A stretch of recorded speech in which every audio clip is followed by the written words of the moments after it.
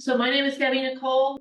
I am the chairperson of our workshop committee for the King County Master Gardeners, and I also really like teaching these classes. But we have several other people that will teach. And if you're coming to the other classes, when we have our plant sale class in April, our plant sale presentation, Carla Bolter, who is like the person who knows every botanical name of every plant in Delaware, I think. She's going to be talking about that and introducing some of the plants that we'll be selling. The native plants we'll be selling at the plant sale.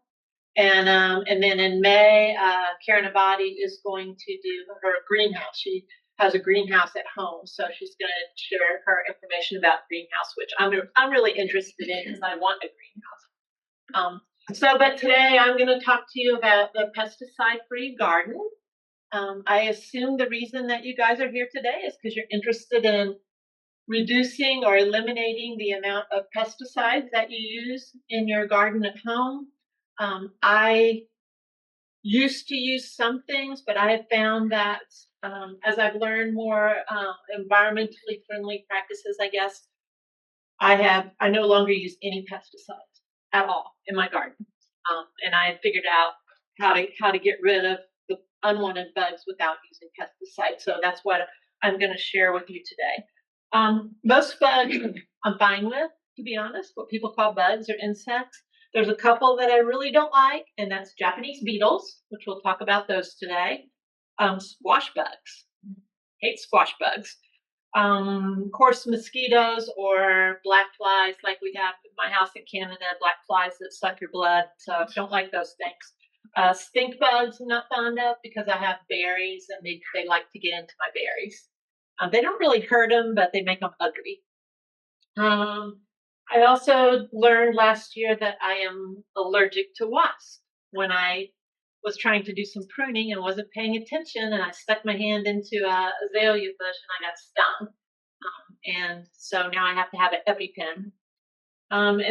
So I don't like the aggressive wasp, the ones, and you also have to be careful because, if you're not bothering them, they don't usually bother you. But if you stick your hand right into where they're working, yeah. And the other thing I don't like that we're going to talk about is bagworms. Those things are creepy. Talk about creepy. Those are the things that are creepy. So the first thing I want to talk about is show you. Let me get my computer here going right. So the first thing I wanted to show you is that every year this environmental working group comes out with a list of the dirty dozen, the top 12 things that they've tested. So they tested, let me look at my numbers here. They actually tested 47,510 samples of 46 non-organically grown fruits and vegetables. And so they found traces of pesticides in 254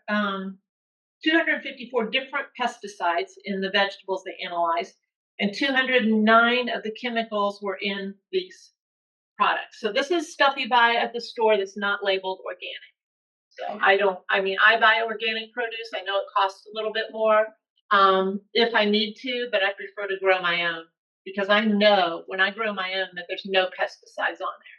Because when you have pesticides on your food, unless you're completely capable of getting those all off, you're ingesting them. And there have been studies showing that the harms of ingesting pesticides. So this is a list, and you can find it online yourself there. So, strawberries and spinach are almost always in the top, but the ones at the bottom, blueberries and green beans, are just new. This was the list for 2023. Those are new for 2023. So this is non-organic produce from the grocery.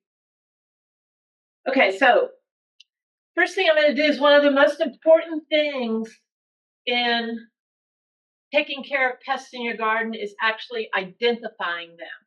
You have to know what the insect is before you know whether or not you should get rid of it. It could be a beneficial insect. So you gotta be able to identify an insect. There's multiple ways of doing it. I have books. This book right here I don't know if people at home can see me. This book is really good. It's just a big, fat, general book of all kinds of information. It helps you identify because it has pictures of insects in different stages of the life. And we'll see with some of my examples here that they don't, sometimes the adults look nothing like the baby insects. So identifying them in the different stages. Also, you can have like one type of insect, and we'll see some of these that have different like stink bugs. There's a whole bunch of different kinds of stink bugs, and they don't all look the same. So you have to know those fine differences in those. I use an app also. It's not 100%.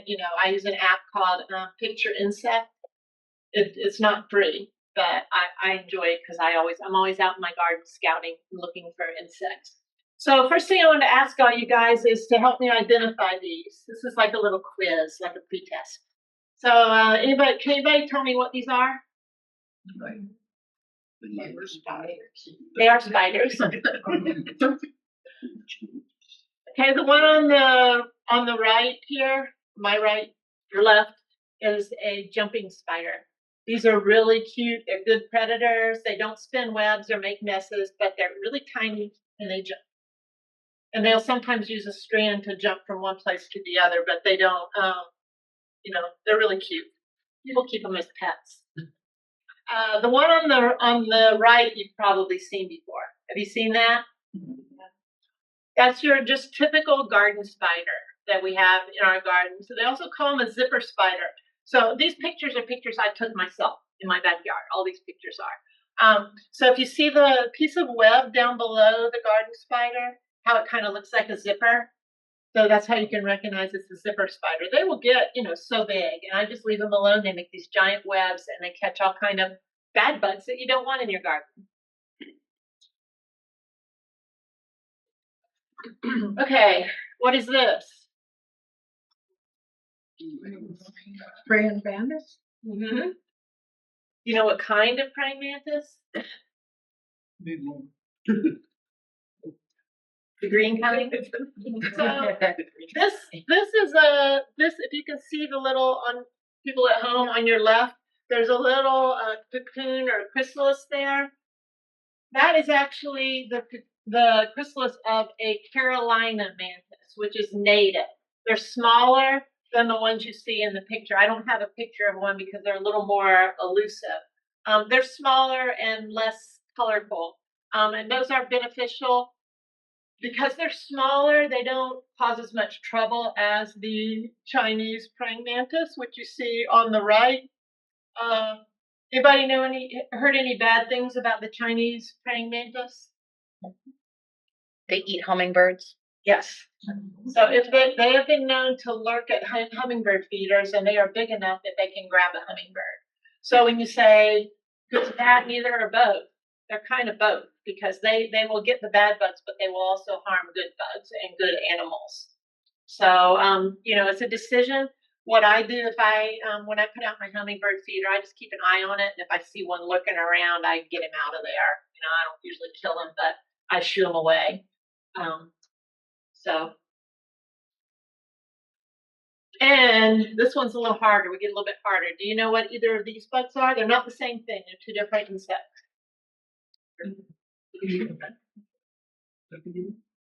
On the right with the spots, isn't that a form of ladybug? Nope. Oh, okay. Good guess, though. Anybody at home, if you have any ideas, feel free to put it in the chat box. So the one on the left here is an oriental beetle. So obviously from its name, it's not native. These are similar to Japanese beetles in that they have grubs that are underground and they will eat the roots of your grass, but they're usually not in very large numbers like Japanese beetles. So they don't usually cause too much harm.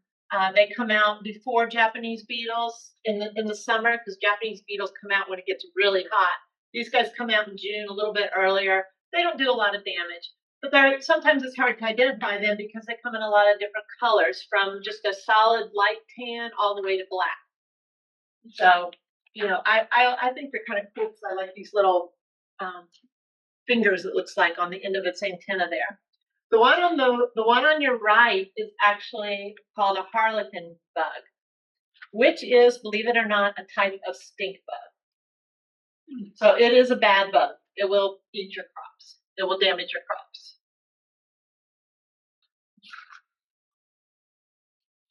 Okay, next one. Anybody know what this is? These are both the same bug. The one on the left is an adult, and the one on the right is a nymph, a young one. What is it? Assassin beetle. Yep, assassin bug. Good or bad? What do you think? Good. My best. These are awesome predators. They will grab and eat, but they are generalists, which means they'll eat anything. So I didn't show it, but I made a video of one that grabbed a bee. I mean, it was sitting on my sunflower and it grabbed the bee, and so they will eat anything. The one on the right is a young one, and they don't have the wheel. So these are also called wheel bugs. If you see the one on the left here, it has like a wheel-shaped thing on the back. The one on the right is a nymph, and it does the same thing. It eats, but it does not have that wheel, and it has more of a reddish color. So that's how they look different depending on the stages of these. They also, you don't want to pick one up because they bite, and their bite is very painful. So you want to make sure you don't handle these guys. What about these? Anybody know? It does resemble a lightning bug, but it is not a lightning bug. Kind of ant. Nope. So this one on the left here, this is actually one I took. These get all over my elderberry plants. So this is my elderberry when it's in bloom, and this is called a soldier beetle, or also called a leatherback or leatherwing. They're Pennsylvania leatherwing, so they are a good native bug.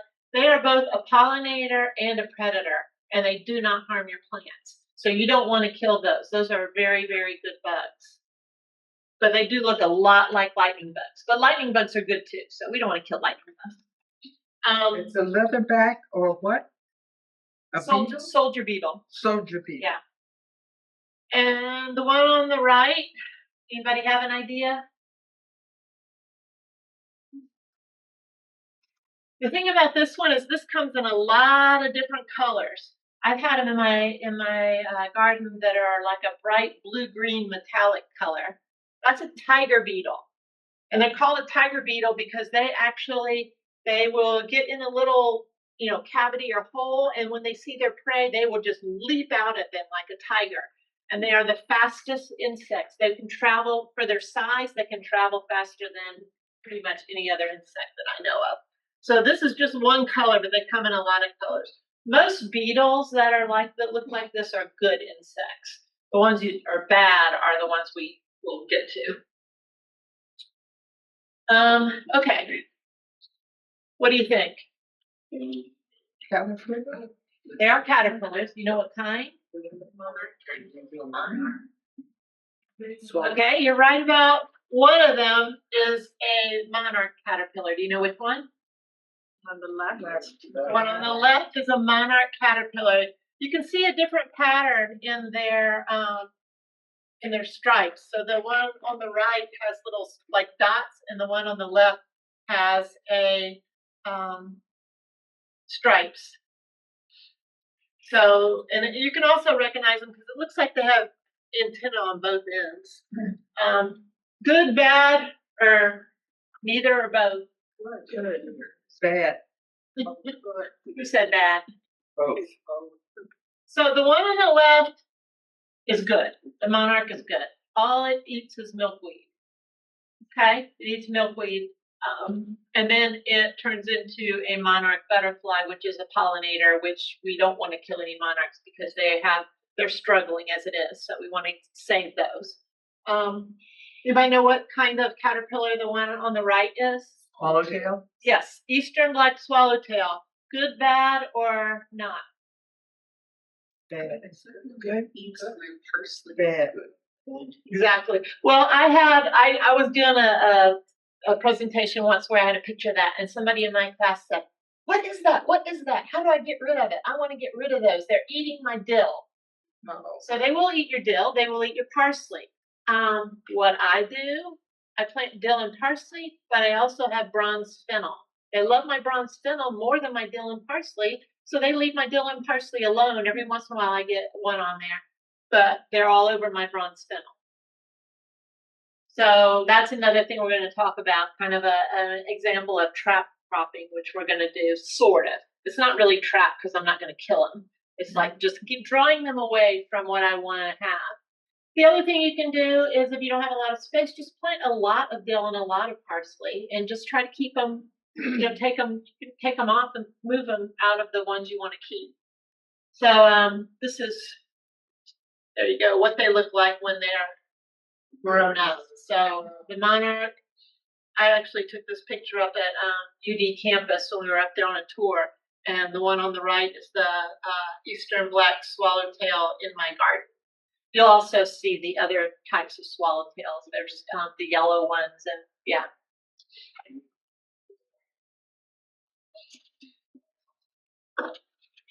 Okay.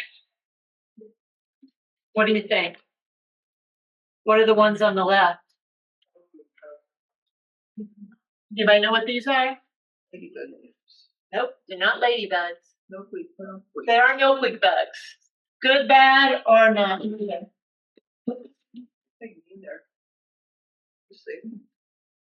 Neither, I would say neither also. The only thing they eat are milkweed seeds. And we have plenty of milkweed seeds, honestly. I mean, the pods, these pods open up, they're like everywhere. They eat the milkweed seeds, so you really only see them at the time after the blooming is done and everything in the fall and the pods come out. That's when they come out. And I took this in my garden because I think they're really cool. These are young ones. When they get older, they have more black on them. What's the one on the right? There's actually two insects in that picture on the right. There are aphids. Those are oleander aphids, which I just learned that oleander and milkweed are related. So oleander aphids will get on milkweed. And that is milkweed in that picture. So anybody know what the other bug is? It's not a ladybug. Because ladybugs like to eat aphids, so they just happen to be coincidentally there at the same time. So that's actually a milkweed leaf beetle. So it will eat the leaves of your milkweed plant. But usually the numbers of those, like I had one in my garden. When you have one insect, unless it's like laying tons of eggs, you're going to have more. You don't really have to worry about it too much. So these are both things that I just leave alone. Okay, so that being said, that was your little quiz time. I know you guys on Zoom didn't get those pictures, so if you want them later, let us know and I'll send you those later. I just didn't want to spoil the quiz for everybody. There was a request for that already. Yeah, we can do that.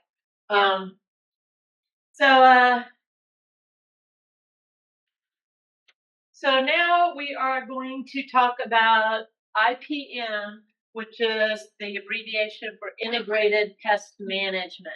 So integrated pest management is like a whole system. It's a very complex system.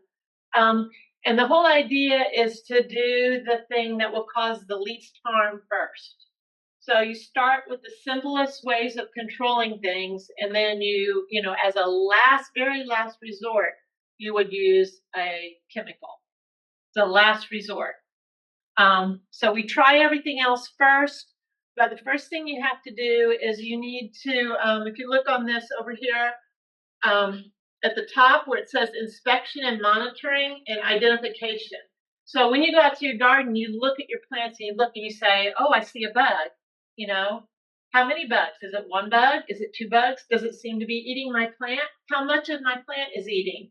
So I was looking up some stuff yesterday and somebody's, opinion of what they do in their garden was if the bug is not eating more than 30% of a plant, you should leave it alone. Because when you get rid of a bug, sometimes you mess up that whole ecosystem because something else is eating that bug. So 30% was what they said. It depends on the size of your garden. I don't know if I had a valuable plant, I would let it eat 30% before I would want to get rid of it. So that's just, it's up to you. But you have to go out there and watch and inspect. And if you see one bug like that leaf beetle, it's not doing any harm. I just leave it alone because it might be, a bird's dinner. So, and the other thing at the very top, you see, very, very important, as we just saw, is identification, because you don't want to kill those good bugs. And a lot of these pesticides will kill everything.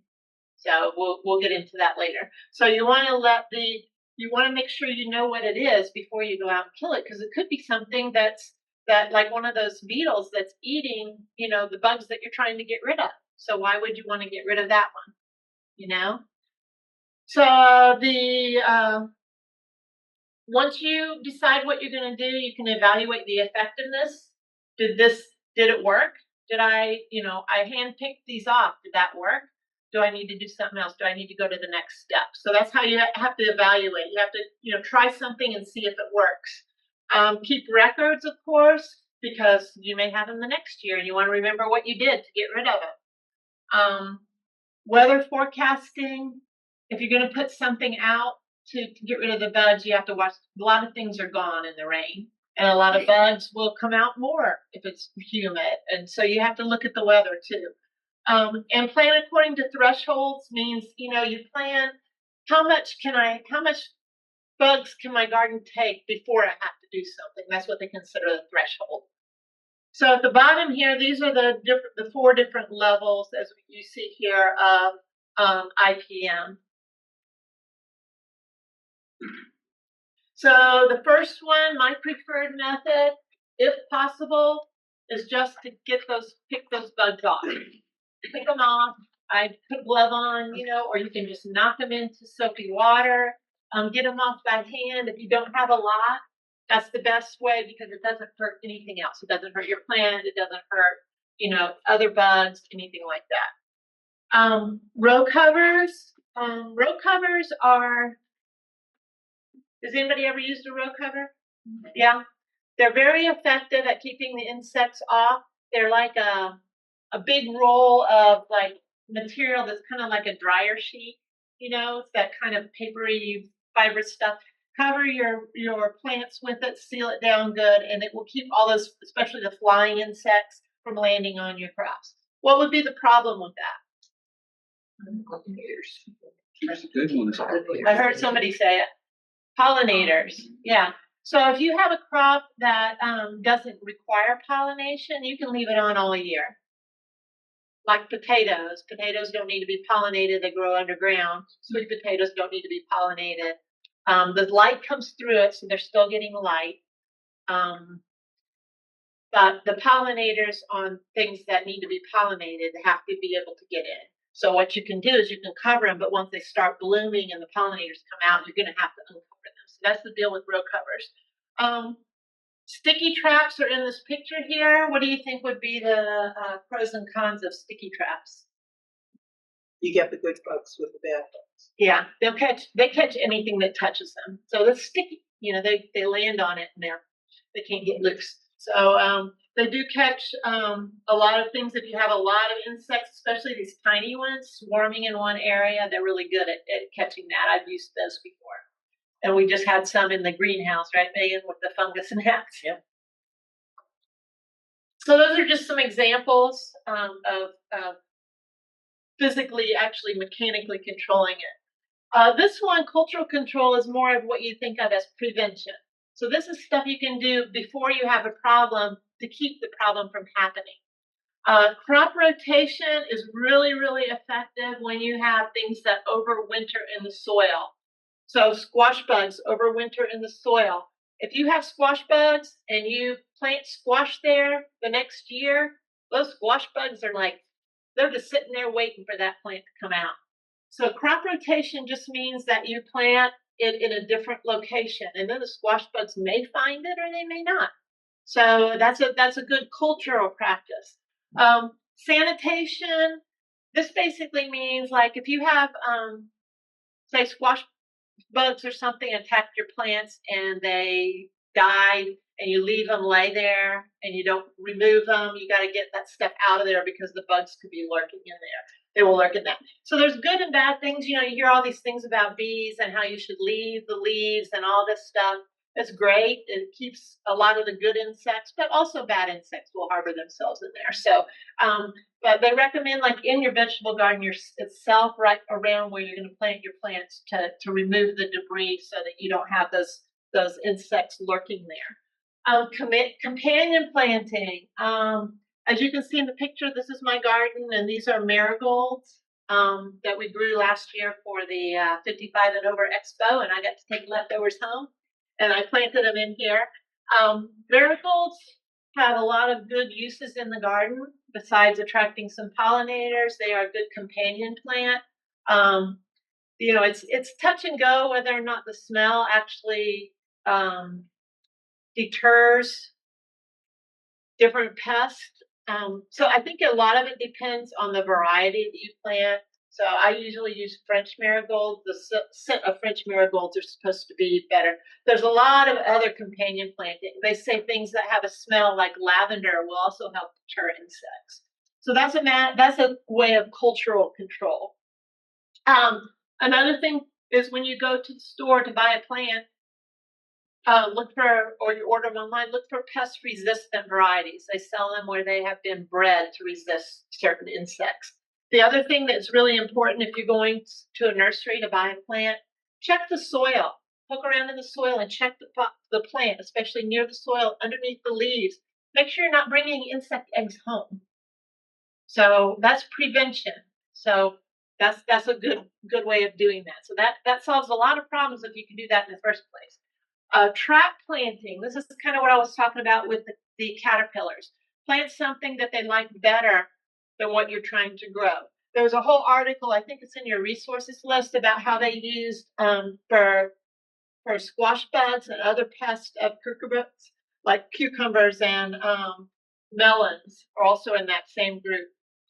Squash bugs, squash vine borers, cucumber beetles will all get on those things, but they also love blue Hubbard squash. So what they did in this experiment is they put, like at the corners of the garden, they put these blue Hubbard squash that they weren't intending on eating. And that kept all those bugs away from their crops that they wanted. And they just took that squash and I think they put pesticides on it, or you can just get rid of it, or you can just treat that, some way of treating that plant, and then it'll keep them off of your plants that you really want. So that's what trap cropping or trap plants is about. And then, as we said before, scent deterrents or attractants. There's different things that they offer out there. There's things that you can put on things that have a bad smell. One of the things we were talking about the other day was like liquid fence to keep the deer out, things like that. That's a deterrent by the scent. And then there's attractants, like sometimes they use pheromones to attract good bugs.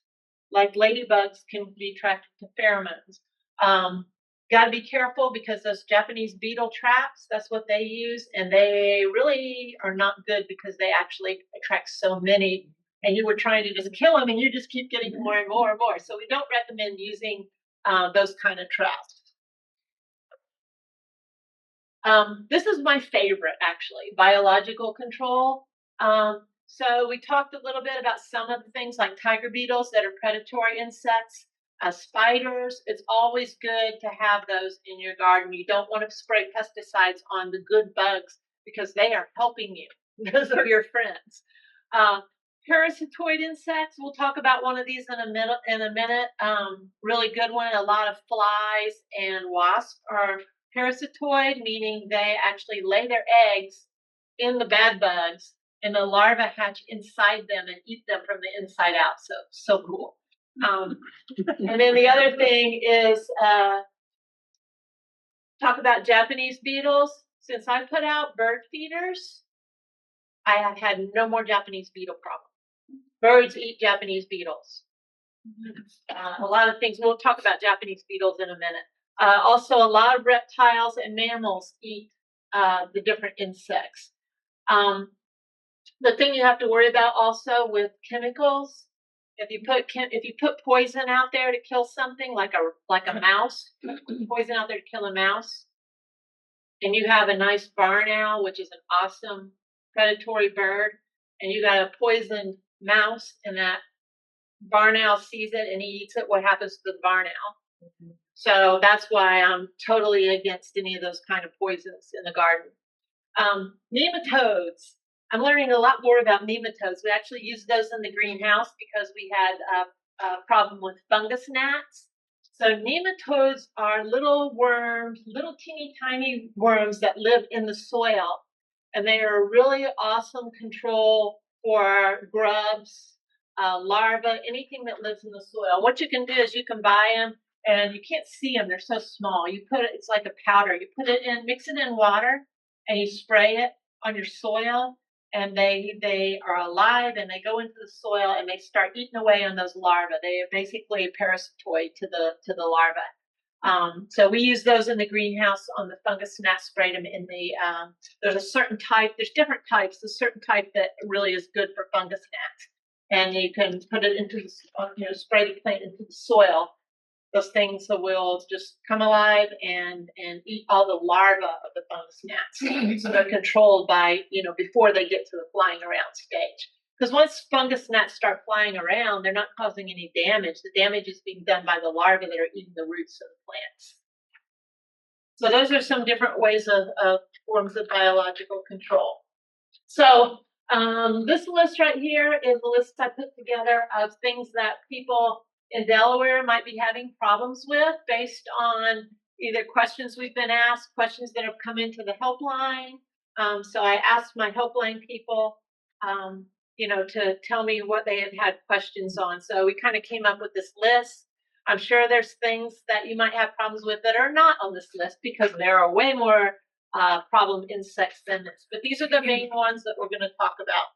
So first of all, people have told me they have problems with ants in their garden and they want to get rid of ants. So my question is, are ants really bad? In your house? Yes. I don't want them in my house because they'll get in your food and everything else. In the garden, they are really good cleaners. They're really good at cleaning things up. They will eat decaying matter and things like that. They also will aerate your soil. They make little tunnels, and the little tunnels actually help aerate your soil. So they are good. They'll also, sometimes there's one eating a yellow jacket, so they will also eat some of the bad bugs. What you don't want to have, and I lived in Georgia. My first garden was in Georgia, and we had fire ants. And those things are bad. They hurt when they bite you. I was down on my knees working in the garden and they went at my shorts, and yeah, that's not good, not a good thing. So if you have fire ants, you probably want to get rid of them. Using things like just pouring hot water on them doesn't work. Because their things are so deep that they don't, it doesn't affect them. So if you have fire ants, I have learned that they are deterred by smells, like the smell of vinegar, also coffee grounds, and one of the kind of, it's a pesticide, it's considered a pesticide, but it's not really. Has anybody ever used diatomaceous earth? This diatomaceous earth we'll talk about later, but it's basically like fossilized sea animals, algae or something, and it's scratchy, so it will actually like scratch up the insects when they crawl over it. So it's good for slugs and things like that. It doesn't harm anything else because it's a natural material, but that'll work on fire ants. Has anybody ever had a problem with fire ants? Yeah, you have to be careful because if you buy a plant that got shipped from the south, you better examine it because there could be some fire ants lurking in that soil. So always good to look at your soil. Sanitation, of course, keep things cleaned up. Sticky barriers you can put down where they're crawling across and they stick to it.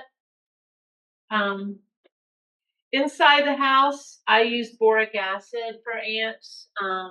People will mix it with something sweet to attract them, like sugar or honey or peanut butter. I just put, if I see ants coming in around a windowsill, I put boric acid. I don't put it where my dogs can get to it. So boric acid or even the borax that you use for laundry will work. I use just regular boric acid as a finer powder. So, but I don't use it outside because I don't have fire ants, and I let the regular ants just do their thing. Okay, these are all in alphabetical order. So, aphids. Anybody ever had aphids? Everybody's had aphids. The question is, are aphids really that bad? So honestly, aphids, unless they're in ridiculously large numbers, are not really that harmful. So ladybugs love to eat these things. And this is actually, this isn't a picture from my garden, but I have taken pictures from in the garden of the ladybugs eating the aphids. So kind of cool. And that's another reason not to put pesticides, because we don't want to kill the lady beetles, because they are good. They are beneficial. They don't hurt anything. Although some people say they don't like them in their house, but I don't mind them in my house. I think they're fun. They will bite though if you pick them up. I've never gotten bitten by one. Another one of the best ways of getting rid of aphids is they come off so easily. Take your hose and give it a squirt, and the aphids fall off, and they can't usually find their way back because they're so small. By the time they've gone flying off, they're too far away. So that's a good control of aphids. Aphids will eat a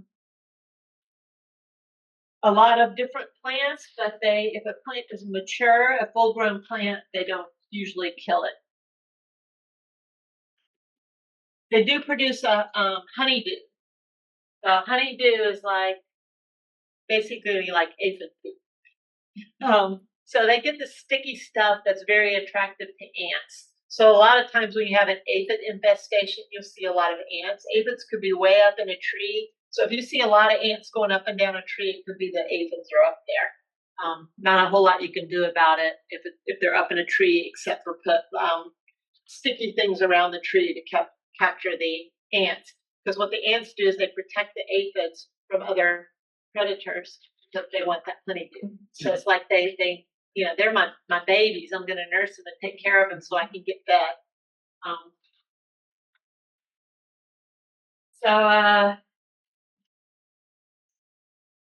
Let me see here. The lady beetles, lacewings will eat them. Soldier beetles will eat them. Syrphid fly larvae will eat them. If it gets really bad, you can actually just prune them out if the hose doesn't work. A cultural control is if you over fertilize your garden with nitrogen. If you put too much nitrogen on it, that will also cause more aphids to come. So make sure you use the right amount of fertilizer and not too much. Row covers will help. Also, they have a kind of mulch that's silver reflective, and that seems to deter aphids also. Silver mulch. Those are all non-chemical ways. If you do have to resort to chemicals, if it's so bad, insecticidal soap is a good way to get rid of them, or some kinds of horticultural oils that are natural will just basically, it smothers them. And that's what we also use on. I don't have a scale on here, but I've had problems with scale bugs, the armored scale, and horticultural oils, so it smothers them. It coats them, it smothers. Okay. I have a horror story about these things. So we have some green giants planted along the side of our house that we planted when we first moved in. My husband wanted them, and I'm like, I don't really like planting all the same thing, and I like the more natural look. He wanted to plant them across the back, but I talked him out of it. So we just have them down one side. So one time we were away on vacation, and we came home, we're driving up the street, we're like going, oh my gosh, what happened to our tree? And one tree in the middle, the whole top of it was pretty much defoliated. And we went out there and looked, and it was like, oh my gosh, look at all these. We got all these cocoons, all these bagworm cocoons all over it that we never noticed. We never paid attention. We weren't scouting those because they were over there and we weren't thinking about it. So we got out there with ladders because they were tall enough. Now they're too tall for ladders, but they were, we could reach the top with a tall ladder. So my husband and I got out there for a couple days in a row from daylight till it got dark, hand picking those things off. So we picked them off, and I have a video, but my husband's like, you gotta show the video because the video shows them all squirming around. But we threw them in a bucket of soapy water and got rid of them. But hand picking is what we did. There are preventative chemicals, but if you don't want to use chemicals, you've got to scout and get those things off when you see them, because they'll come out, they'll poke their little wormy heads out and eat your all your arborvitae type things. They eat mostly arborvitae. They will also eat red cedar, cypress, junipers, pines and spruce, willows, black locust, sycamore. So lots of different things. Apple trees, maple trees, but mostly you'll find them on the arborvitae. They're like the Leland cypress and the green giants and those type of trees. So like I said, picking them off, if you need to use an insecticide, BT, which we'll talk about, which is like a naturally occurring bacteria you can use.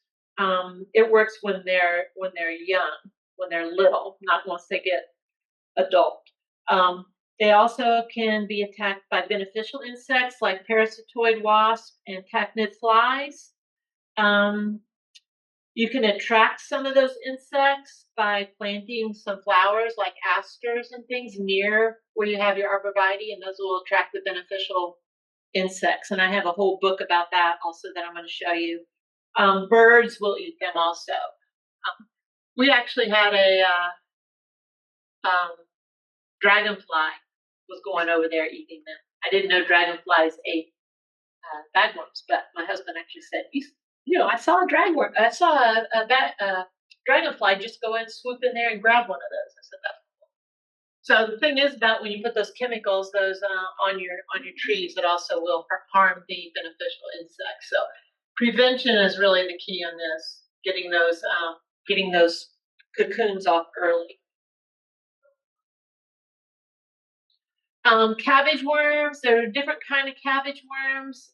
This is a common one here, a cabbage looper. Looks like a little inchworm, we used to call them, where it makes the moves by making the little hump. There's also a invasive one, a European cabbage moth also that causes problems. So what do these attack? Anything in the cabbage family, anything in the brassica family. The moth, you see it on the right, so that is the mature adult. This is the larva on the left. So they are pests of the brassicas, which includes cabbage, broccoli, Brussels sprouts, cauliflower, collards, kale, turnips, and radishes. So one of the things you can do, a cultural control, is to plant them early in the season. Plant your brassicas earlier than they say, so that they are mature before these guys come out. So you're tricking them. So that's one thing you can do. You can use row covers to keep the moth from landing on those and laying eggs. Fall sanitation in the fall, clean up any kind of material out of your garden. BT is great for any kind of caterpillars. That was what I was just talking about earlier. And also they are parasitized by wasps and the tachnid fly. And a lot of the other animals will eat them. Of course, birds will love to eat all kinds of caterpillars. So if you don't want to use chemicals, then you're supporting those predatory insects and animals that will come and eat them. Colorado potato beetle. I've had these on my eggplant. So I think they like eggplant better than potatoes, actually. So the two things that you see in this picture, those are the same. Those are both Colorado potato beetles. The orangish ones with the little black spots on their sides are the larvae. So you can see this is one that looks completely different in the larval stage as it does in the adult stage. But they are really bad for potatoes, eggplant, but they will also attack tomatoes, peppers, and tomatillas. So the best thing for these, of course, is to knock them off and pick them off, knock them off into soapy water. If you see any eggs on the undersides of the leaves, remove them, squish them. You can use row covers, but remember, if you use them on potatoes, you're fine because they don't need to be pollinated, but don't put row covers the whole season on eggplant because they bloom and they need to be pollinated. So you can do them at the beginning and then take them off when they bloom. Straw mulch is good for controlling those. If you mulch around the plants or between the plants. And of course, crop rotation, because these are another one that will overwinter in the soil. So don't plant your eggplants or your potatoes in the same place every year. Move them around. So another way of crop rotation, if you don't have a lot of space, just alternate years. Take a year off, plant eggplant this year, give it a break, and then go back the year after that. So that's another way of controlling it. Because they'll go somewhere else. They don't have anything to eat.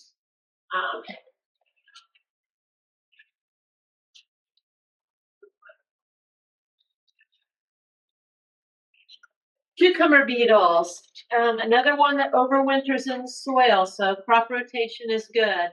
These are both cucumber beetles. The one on the left is a spotted cucumber beetle, and the one on the right is a striped cucumber beetle. And the striped is actually worse than the spotted one. It has a longer lifespan, so it can do more damage. They will attack all your cucurbits also, but the worst problem with them is they do transmit a wilt disease, a bacterial wilt. So what might kill your plants if you see them all wilting is probably because they received that disease. Of course, it's spread by them getting the disease from another plant and moving around to a different plant. So that's why it's good to control these things.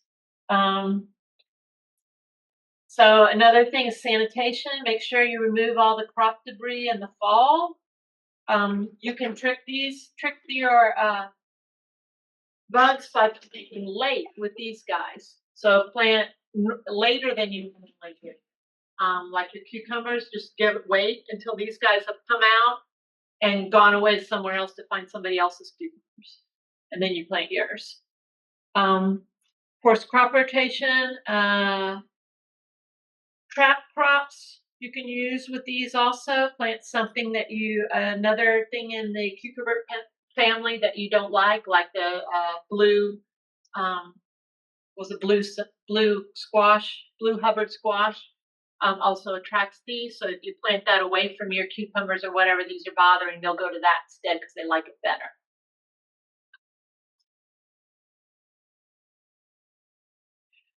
Also, there's a kind of clay I've seen, kaolin clay, that's really effective on these. It's a clay you can put on the ground, and they don't like to walk on it, so they go away. It doesn't hurt anything.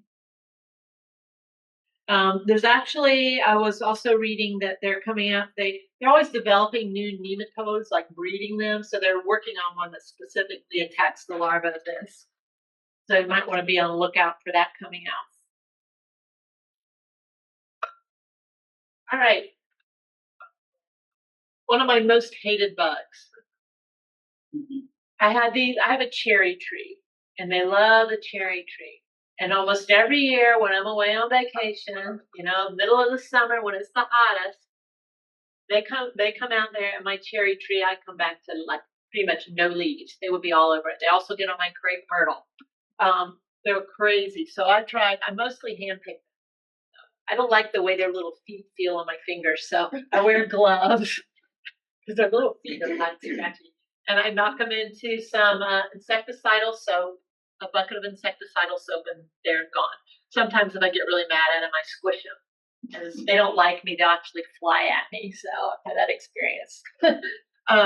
But they're terrible.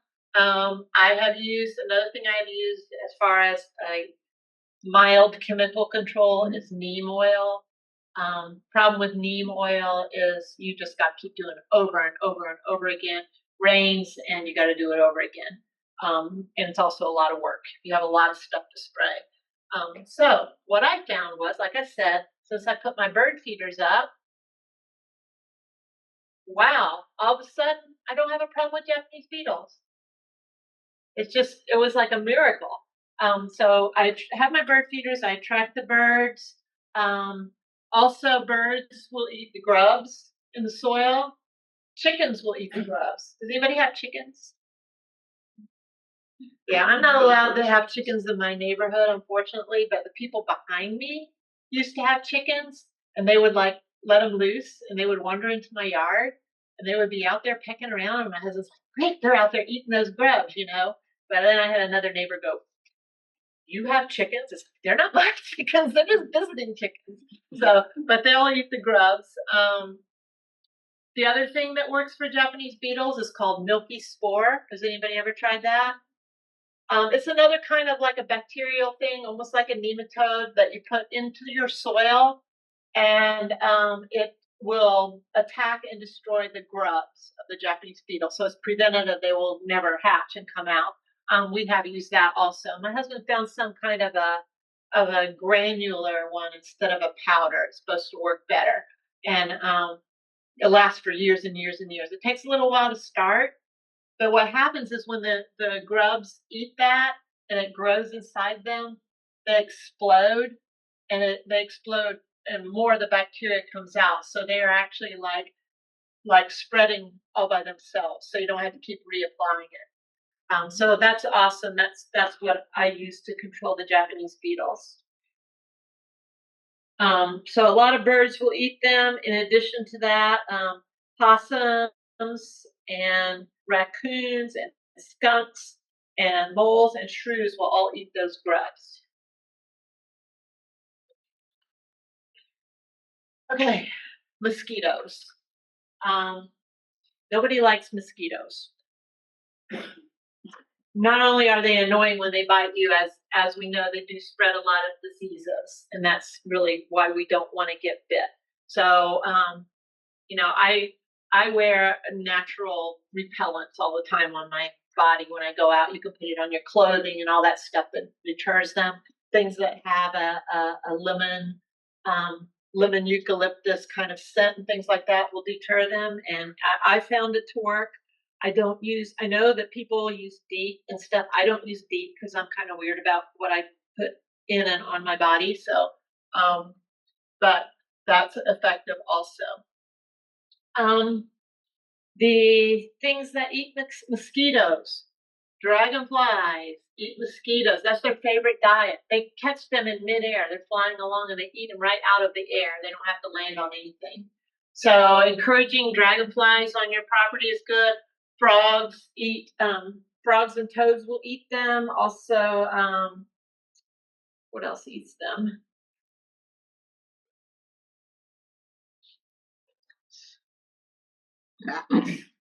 Well, a lot of things.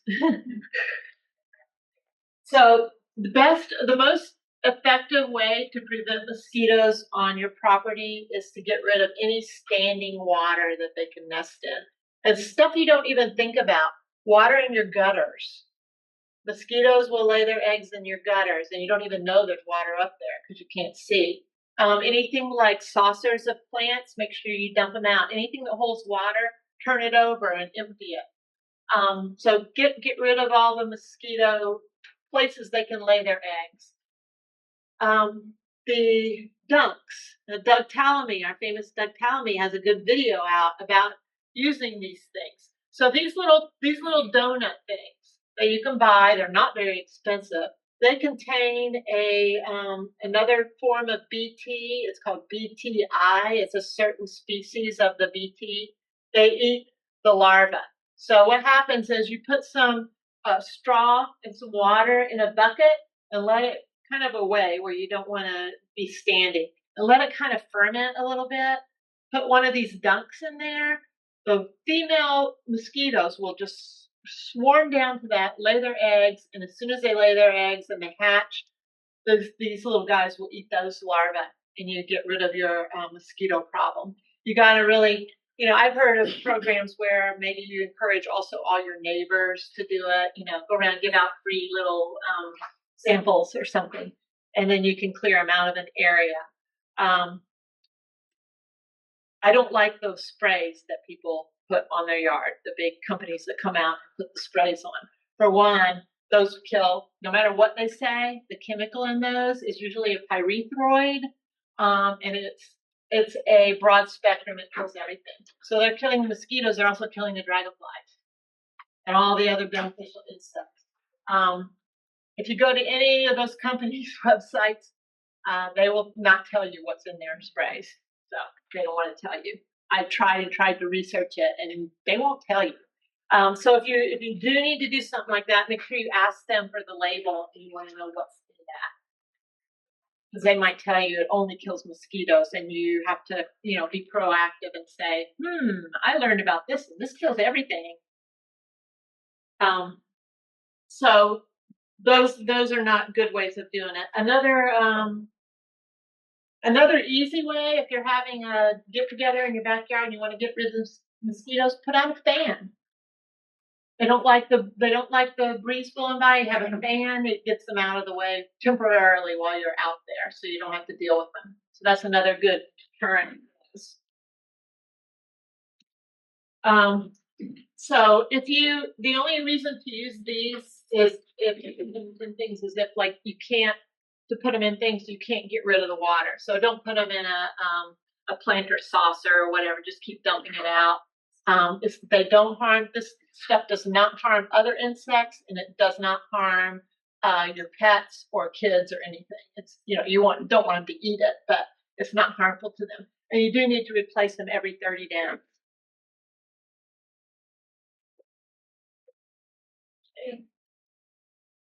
Okay, so a little bit of another garden pest. It's not really an insect, but people do have problems with rodents and other animals getting into their gardens, especially rodents. Odor deterrent, touch and go. I wouldn't count solely on planting marigolds to keep bunnies out because, some bunnies, some kinds of marigolds and some kind of bunnies, they'll just eat all the marigolds. So they don't care. So it's questionable. It depends. It's trial and error. You can try it, but it's not like a guaranteed thing. So you can try that. Sometimes people put cayenne pepper around plants. I've done that for the squirrels because the squirrels want to dig up everything. So I sprinkle a little cayenne in there, and they're kind of like, I'll go somewhere else. So there's things that you can put out there, some like essential oil type things like peppermint, some things that have a strong smell they'll tend to avoid, but like I said, it's not guaranteed because those things, when they're really hungry, they don't care. And I have some hungry squirrels. So a good deterrent for things like bunnies, fencing, but the fencing needs to be small gauge and down 18 inches below the surface. That's a lot of work if you want to do that because they'll dig under it. So they recommend 18 inches down for fencing.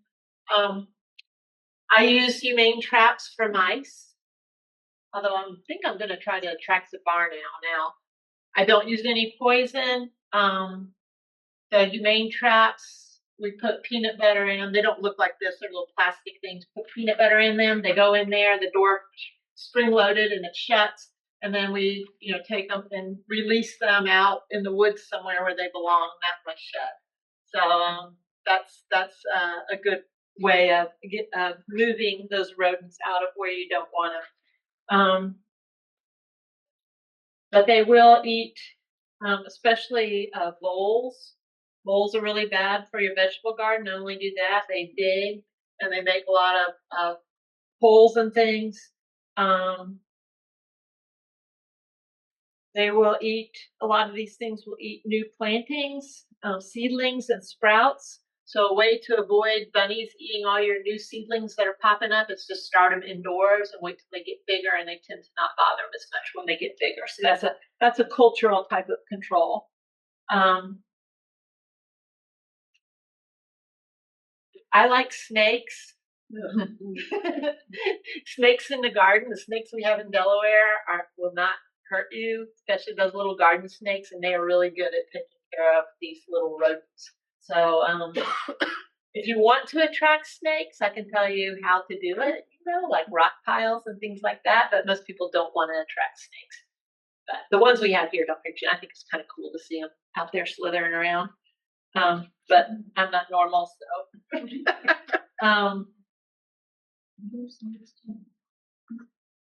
You can also use, they make some tubes that you can put over seedlings to also protect them from things biting them when they're small, like little mesh tubes.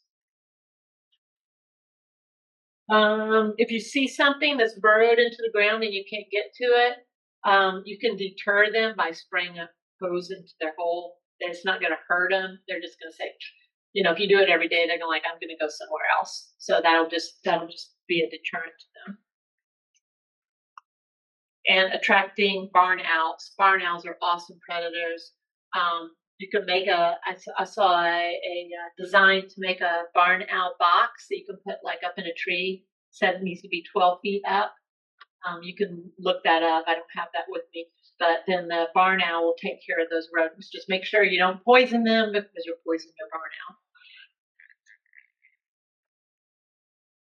Okay. Again, not an insect, but slugs. Strawberries and slugs do not get along. So what I do is my go-to control is this is the actual picture. I take a tuna can, so it's not very deep, and I bury it into my garden where the top of the can is at soil level. Put cheap beer in there because my husband doesn't want me to use his craft brews, so he makes a nice cheap, inexpensive beer in there. They don't care, and they will go to the edge and they will fall in and they drown because they're very attracted to that beer. So anything fermented, there's recipes out there where you can make, if you don't have beer, making your own little fermented stuff that attracts them. There's also baits, different kinds of baits for them. But they will eat, slugs will eat seedlings, fruit like strawberries that's ripening, all different kinds of fruit, vegetables. They will eat basil, beans, cabbage, and lettuce. Of course, we all know that they do eat hostas. They get on ornamental plants too. A good way to control them, they like it moist and dark. So if you can take, if you have a plant that's attacking, get the bottom leaves, prune off the bottom leaves so they're off the soil and let a little sunlight in. They don't like sun, they like dark, damp. Make sure you have good drainage because damp soil will be more of an attractor to them. There's also, I use this for snails once. I had snails crawling on a tree.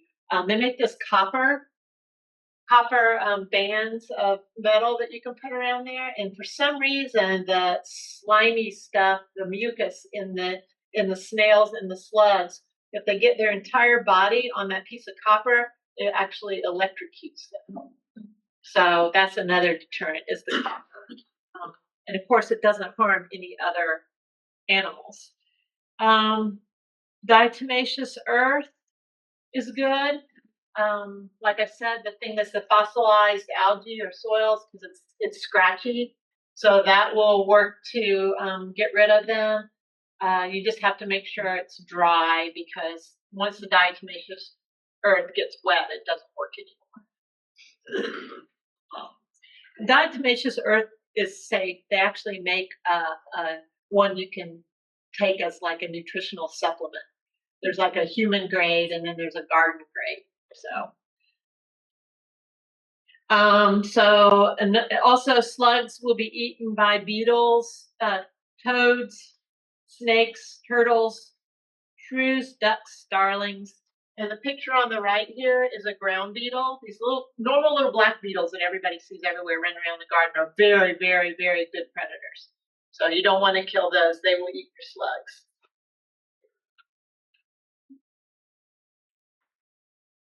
And let's see what else we have. Spider mites. I haven't had a problem with them. They mostly get on ornamentals, and I don't grow ornamentals really, so I don't have a problem with them. But I may have had them. I don't know. But they are not insects. They're related to spiders. They make these little webbing things in your plants. That's how you can find them, and they are a pest of over 180 different kinds of plants. They will also get on your house plants. They'll get in weeds.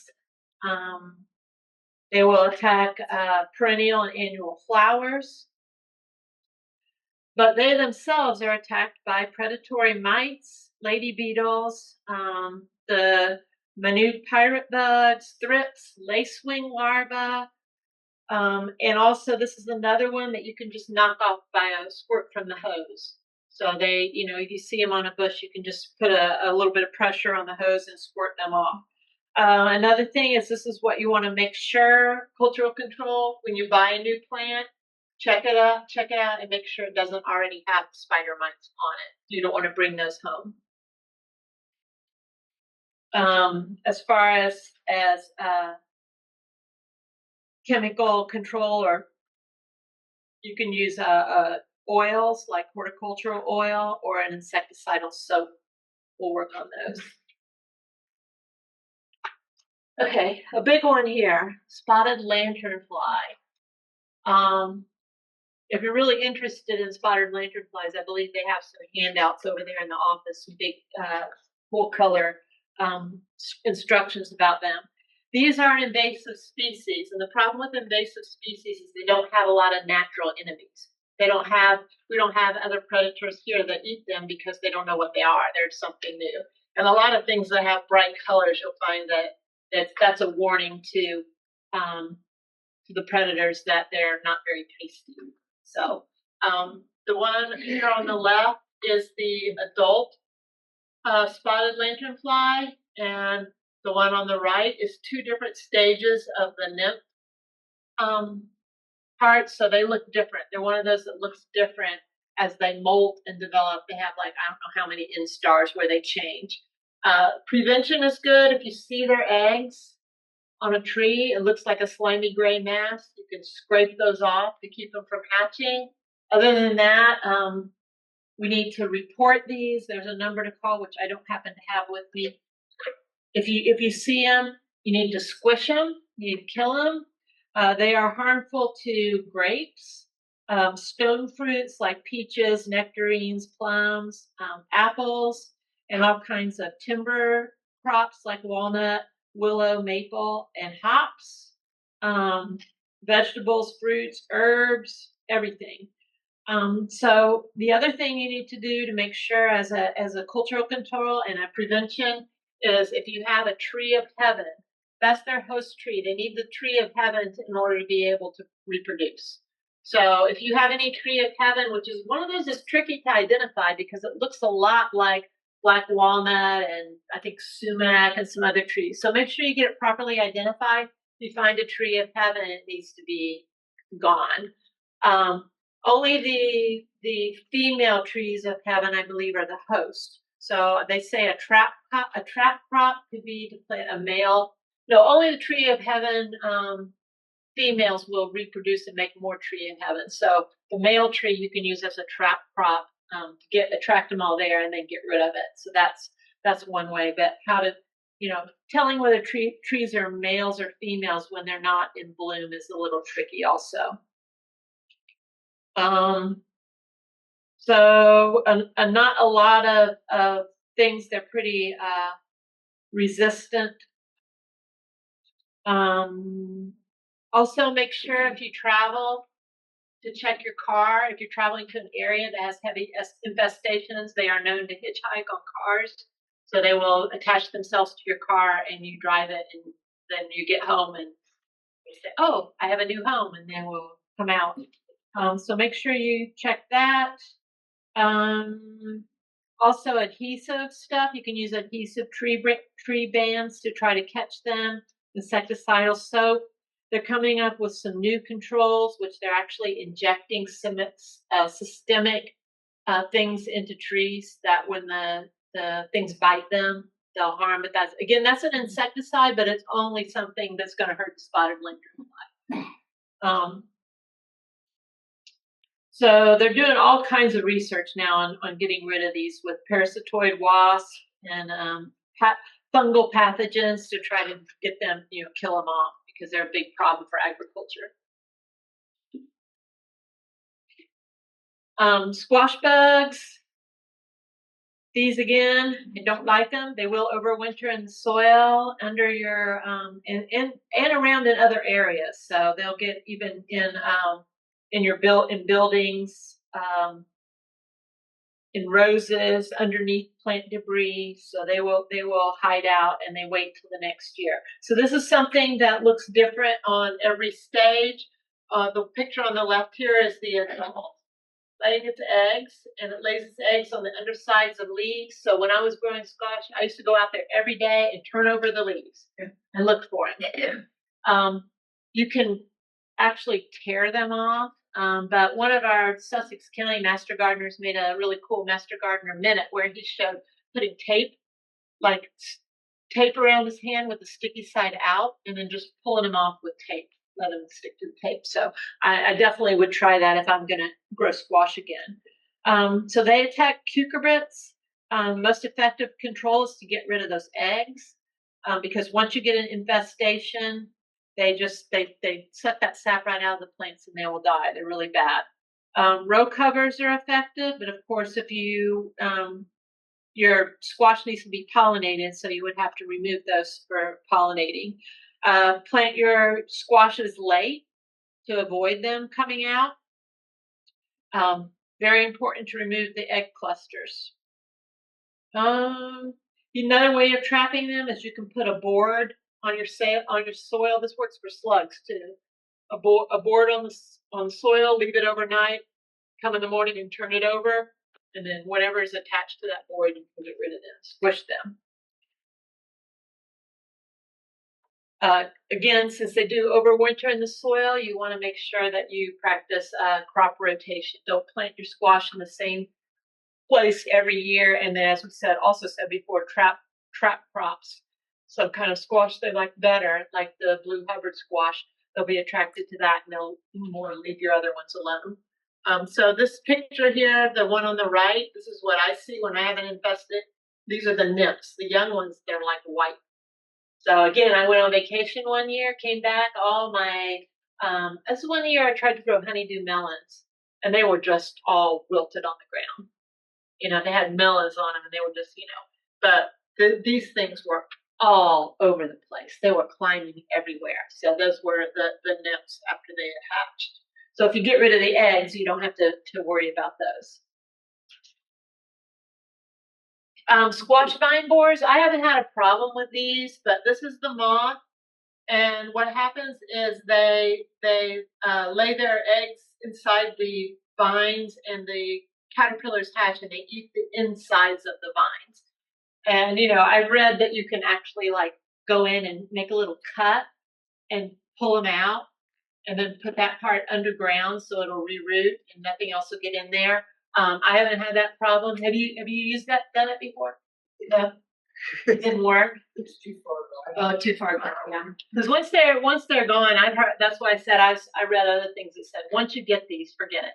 It's gone. Again, these are attracted to that blue Hubbard squash. So trap crop will work on these also.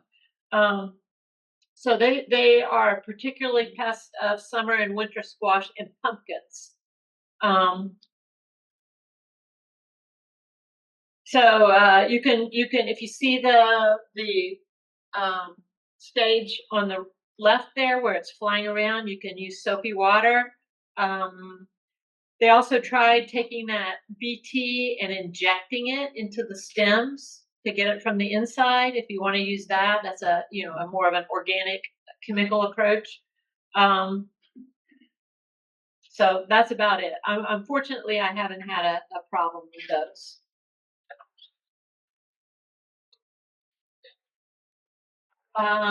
Question here, David.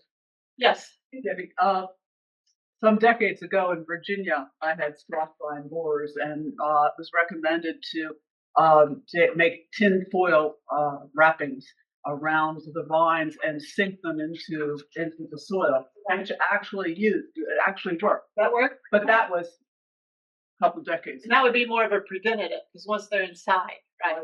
Yeah. It was pretty ugly, actually. Why I got up a tin foil.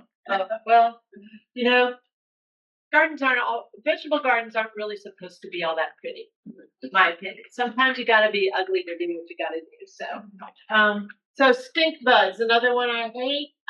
These are, the one on the left is an invasive species. It's not native to here. It's a brown marmorated stink bug. Those are the ones you're most likely to see. They are pests of a lot of fruits. I get them on my blackberries. I can tell when they've been there because the little different, I forgot what they're called, the little different parts of the blackberry, you know, they have the little sections. There'll be some that are white. They turn white because they've gotten in there and they suck the juice out of those little individual things. So, but they are a pest of fruits and fruiting vegetable crops and soybeans. They're really bad with soybeans. Row covers will keep them off. You can hand pick them off. I will squish them in my bare hands. I don't care. I don't mind the smell of the stink bug. But I'm weird. So you can do trap crops for them. Also, another recommendation is a handheld vacuum, like one of those little dust busters. Go out there and just suck them right off. That's another thing you can do. Make sure you destroy any eggs that you find on the underside of the leaves, another prevention and scouting. But they are a food of assassin bugs that we looked at earlier, earwigs and green lacewing larvae. Birds will eat them. And the thing about these is if you use a pesticide, a regular pesticide on them, you're wasting your money because it's not effective on stink bugs. The pesticides are not effective on stink bugs. The one in the middle, I've seen these two, the green ones. They are actually the southern green stink bug, and there's one that's not southern, but I think the one that I have in my yard is a southern green stink bug. They have the same kind of damage.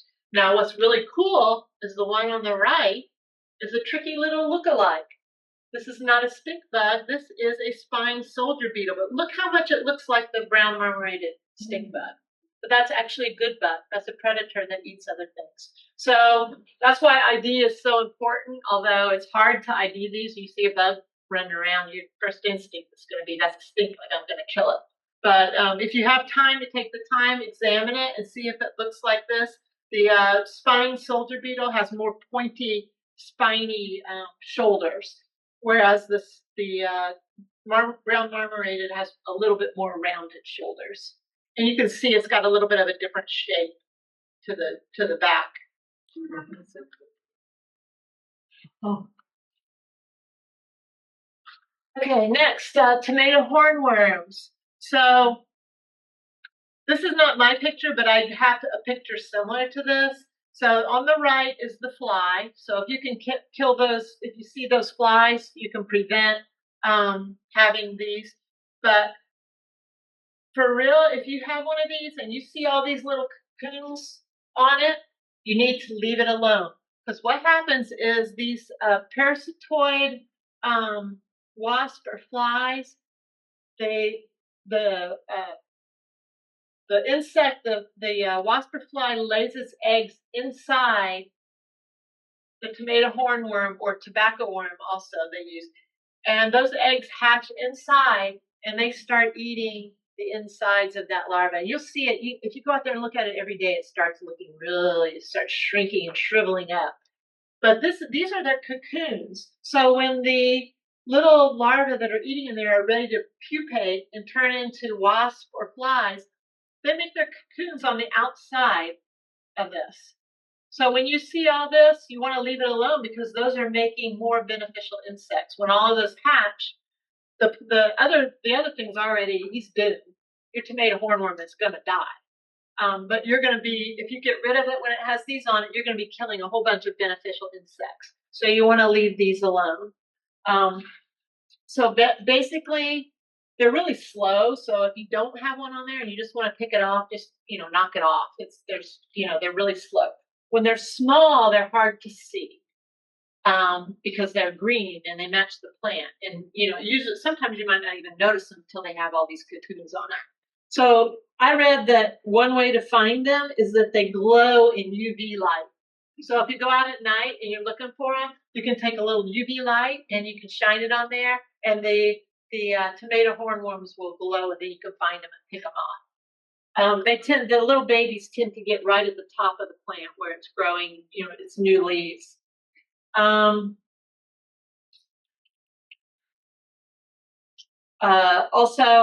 Birds will eat them. They eat all kinds of worms, small mammals.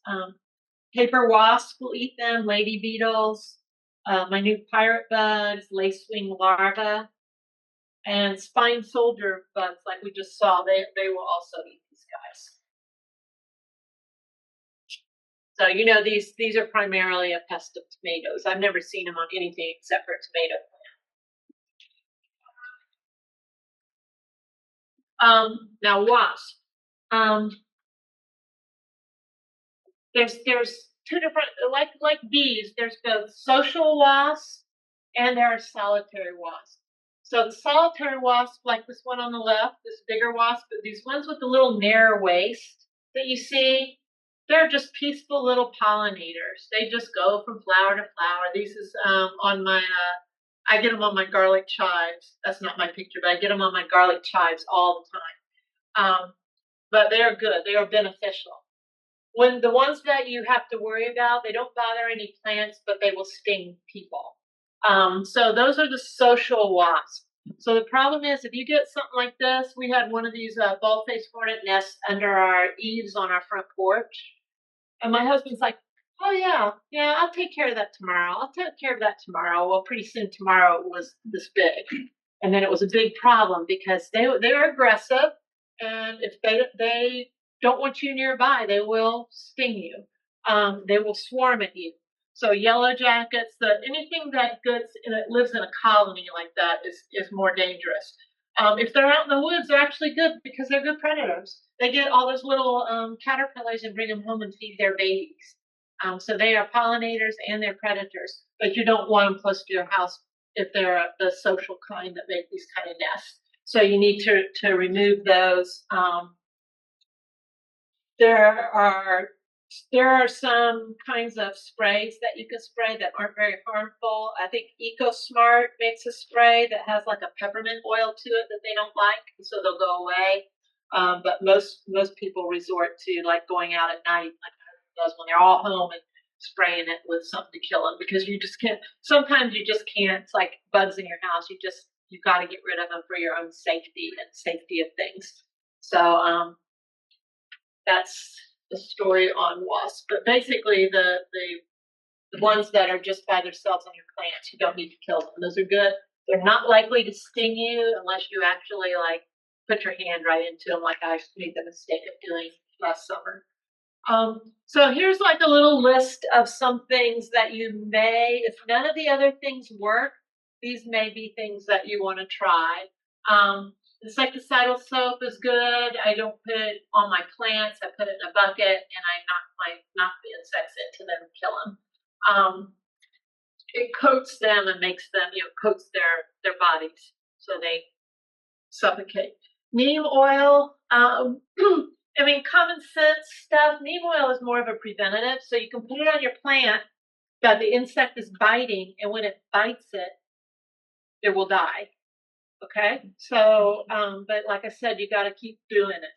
But you don't want to spray it directly on an insect. That's not how it works. It works by being consumed.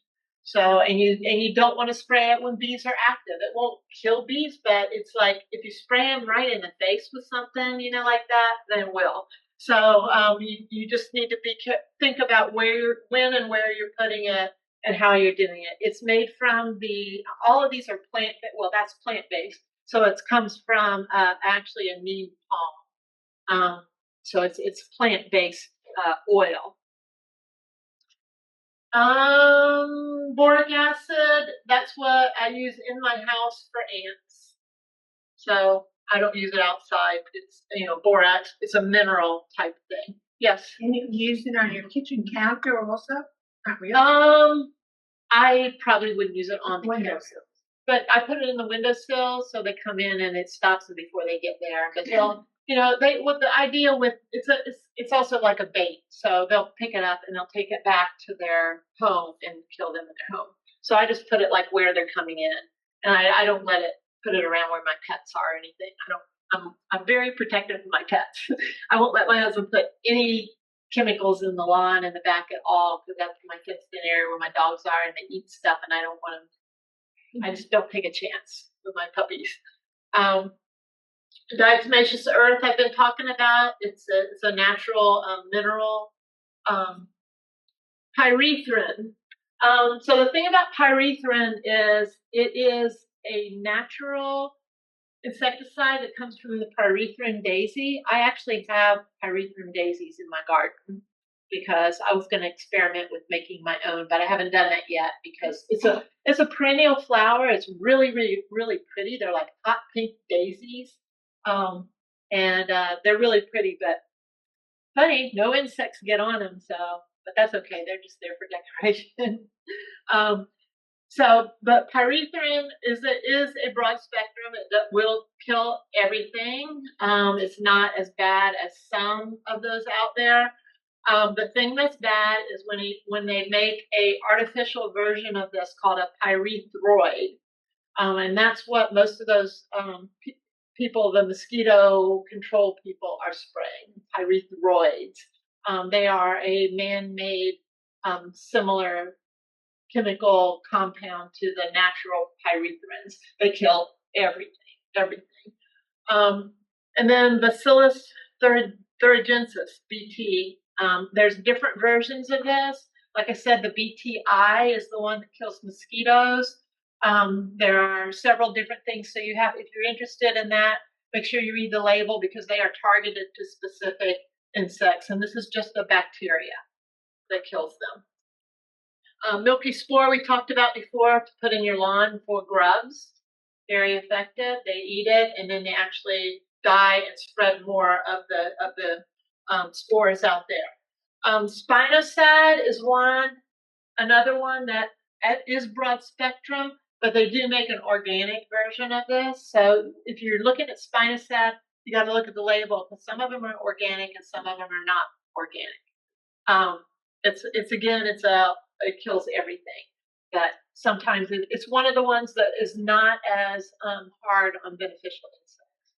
So it's lower toxicity, not zero, but lower toxicity to beneficial insects.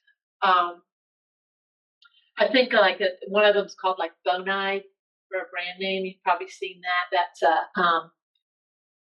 that one that's an organic one.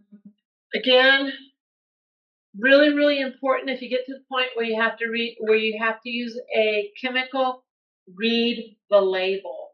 Very, very, very important to read and follow those directions because you don't want to be doing something that's dangerous to your health, your family. A lot of them you have to wear gloves, a mask. Some things are absorbed through your skin, so you just want to be really careful with anything. Some examples of the really more serious ones that you might have heard of. Malathion is a really high broad spectrum. 7. My husband used to love his 7 dust and liquid 7, and I was like, no, we are not putting that out there. Then there's some that are pyrethroid based called Baythroid or Denatol. And then some that are neonicotinoids, and neonicotinoids are really, really bad for bees. So you want to avoid those. So some of those brands are like Admire and Assail. Those are neonicotinoid popular brands that you want to avoid. Okay, and then the last thing, glyphosate, aka Roundup. It's common weed killer. I don't use it. I don't let my husband use it. He tends to get a little crazy. He's killed things that I didn't want killed that I planted. but it doesn't just kill weeds, it also kills insects. And it's really bad for bees and other insects and even people because it affects your melanin production. So the melanin that's in insects and different things helps them fight off diseases. So the insects will get sick more easily if you use Roundup, and the bees will get sick. And the other thing that happens is like mosquitoes. Mosquitoes will be more likely to carry diseases to you because it lowers their resistance themselves. So they get infected and then they can infect people and animals and dogs and everything. So it's not, you have to think and read the labels because it doesn't just kill weeds. And that is the end. I'm sorry, I know I went over quite a bit. I get carried away when it comes to bugs. You guys have a list of resources. I'm not going to go through all this. I just put it in here. If you want to look up, I didn't make copies of everything because that would have been like a whole book. So just if you want to look up just one insect that you have a problem with, you can look at those links there. And